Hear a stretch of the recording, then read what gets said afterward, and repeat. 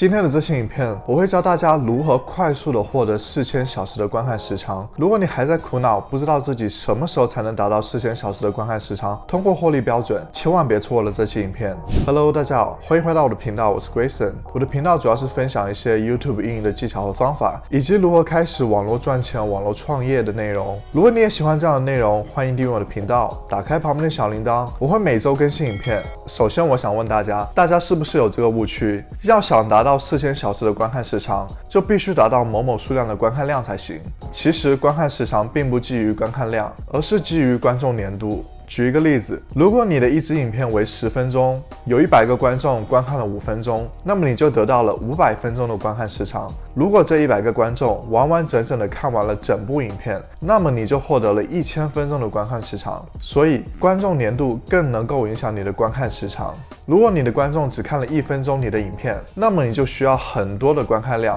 来达到4000小时的观看标准。如果你的影片观众粘度高，即使你的观看量少，还是能够得到很多的观看时长。所以接下来我就会提供给大家几个方法和技巧，帮助你的影片提高观众粘度，从而获得更多的观看时长。首先，第一个方法，你要知道你的观众在你的影片的哪一个时间点关掉了你的影片。我们可以来到 YouTube Studio， 任意找一部影片，这里就有观众粘度图，我们可以点击展开，这里就会有详细的曲线图来告诉你观众在哪些时间点开始关掉了你的影片。如果你发现在某个时间点观众开始大量的离开你的影片，这就说明在这个时间点你说的某些话可能导致观众对你影片失去了兴趣，让他们关掉你的影片。这种情况可能是你花了太久的时间让观众明白你的主题，又或者是你的内容偏离了主题太多，也有可能是你的影片让他们觉得无聊，不想再继续看下去了。所以大家一定要去看看自己的观众粘度曲线图，去分析是什么原因导致了大量观众离开你的影片，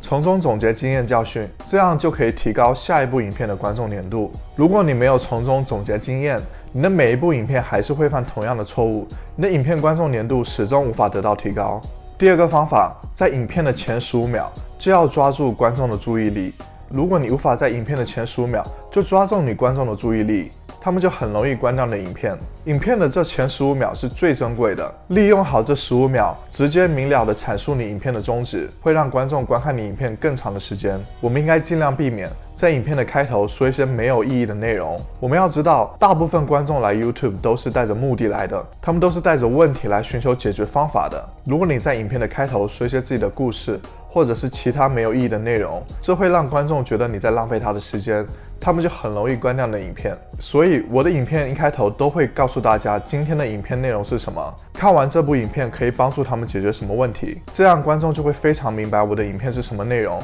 自己是否应该继续看下去。同时，大部分观众之所以会点击进入你的影片，很大的原因是因为你的说图，他们是被你的说图吸引进来的，所以他们想在影片的前15秒去看看你的影片内容是否和说图上说的一样，他们想确定是否你把说图做得过度夸张，骗点击率。如果你能够在影片的前15秒准确的阐述和说图上一样的内容，那么他们就会选择继续看下去。所以在影片的前15秒阐述你影片的宗旨，会大大的提高影片的观众粘度，同时让你获得更多的观看时长。第三个方法，去掉开场影片。很多人都喜欢在影片开始之前加入一个带有酷炫效果、长达10几秒的影片开头，以为能够吸引观众的注意力，让他们产生兴趣，然而却会起到反效果，因为你的开场并没有提供任何价值，观众需要等待10几秒才能够开始看你的正式内容。如果遇上一些没有耐心的观众，可能他们就直接关掉了你的影片，这就会极大影响你的影片观众粘度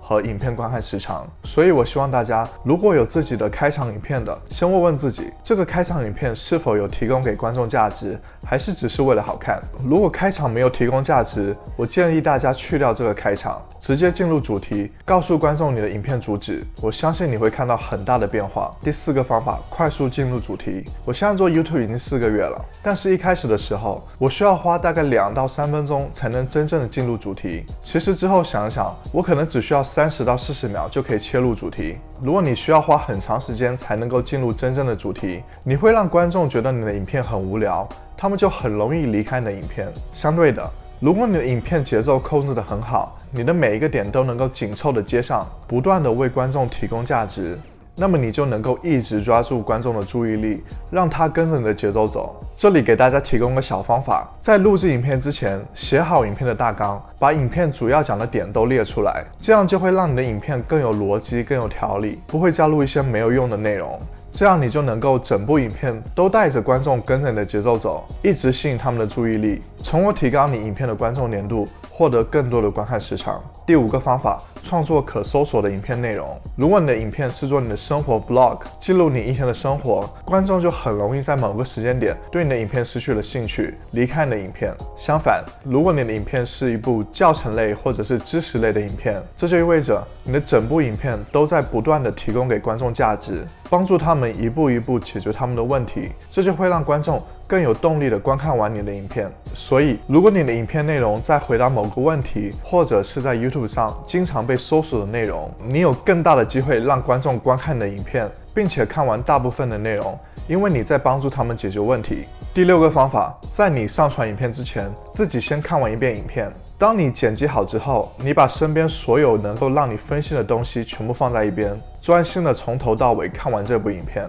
如果当你看到一个时间点，你觉得失去了兴趣，觉得这部影片无聊，想拿起自己的手机，这就意味着在这个时间点，你的影片没有办法抓住到你的注意力，让你失去了兴趣。如果连你自己都觉得这部影片没有吸引力，那么观众也会有同样的感受。所以大家可以试试这个方法。如果发现在影片的某个时间点自己失去了对影片的注意力，可以考虑加入一些其他元素，丰富影片内容，抓住观众的注意力。我们要知道，想要让观众喜欢我们的影片，我们就必须先让自己喜欢上自己的影片。这是一个非常重要的衡量标准。以上就是今天和大家分享的快速提高影片观众粘度、快速获得4000小时观看时长的方法。大家按照今天说的方法进行改进，我相信你一定能够看到非常大的变化。希望这期影片能够帮助到大家快速的获得4000小时的观看时长，通过 YouTube 获利标准。如果大家觉得今天的这期影片对你们有帮助，欢迎在底下为我点个赞。大家也可以在底下留言告诉我，